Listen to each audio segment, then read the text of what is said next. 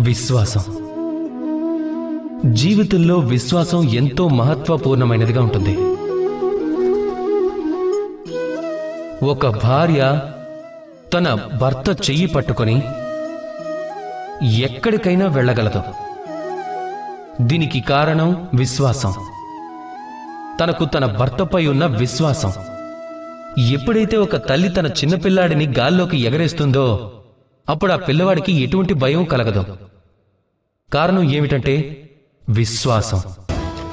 ఆ పిల్లవాడికి విశ్వాసం ఉంటుంది తన తల్లి అతనికి ఏమీ జరగనివ్వదు అని. ఒక వైద్యుడిచ్చే ఔషధాన్ని పిల్లలు ఏమీ ఆలోచించకుండా తాగేస్తూ ఉంటారు.